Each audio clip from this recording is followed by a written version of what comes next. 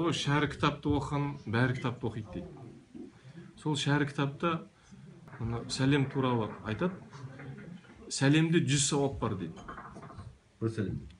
Сәлем беруде сәлемнің негізінде 100 сауап бар дейді. Қалай? Бірінші сәлем берген адамға сол 100 сауаптың 99 сауабы жазылады.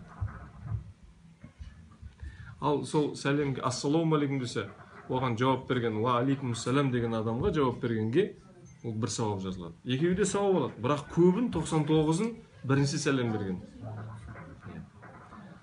сауабын алады, 99-ын. Енді қарасаңыз, біз айтамыз, амансыз ба, саламатсыз ба, қалыңыз қалай дейміз. Ол адам мен адамның, пенде мен пендеңнің арасындағы қал жағдай сұрасу екен. Ал енді ассаламу алейкум бұл Алланың сәлемін жолдау. Мысалға мен сізге ассаламу десе, мен сізге ешқандай бір нем жоқ. Мен сізге деген ниетім, ықыласым жаңағындай жақсы. Жаңа орысша айтқанда мир вашему дому дейді ғой. Ассаламу алейкум. А деген әріпті қосу керек екен. Енді салам алейкум деген ол мен саған жамандық тілеймін деген болып қалады оның несі.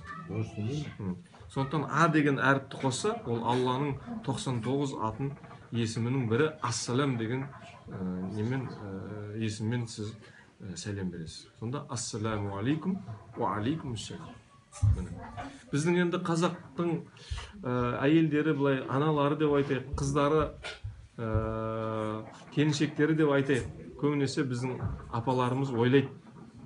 Мынау ассалауму алейкум деп тек қана арабтың, тәжіктің, басқа ұлттардың әйелдері амандасады. Біздің қазақтардың әйелдері, қыздары ассалауму алейкум деп амандаспайды деп ойлайды. Жоқ, ол олай емес. Негізінде исламда біздің дініміз бойынша, шариғатымыз бойынша ер адамда, әйел кісіде, қыз балада ассалауму алейкум деп амандасу бұл негізі дұрыс.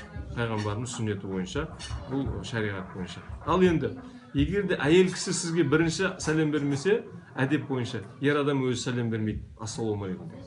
Егер де мабада әйел кісі ассалауму алейкум деп сәлем беріп қалса, онда ер адам оған жауап береді. А өздігінен өзіге әйелге былай сәлем беру ол не жоқ, қажет. Ол қажеттілікті онша не алмайды. Енді бас изеп не алса болады. Неге? Өйткені ол әйел адамның дауысының өзі әурат болып келеді. Бір жақтан сол кішкене макрух деп болады.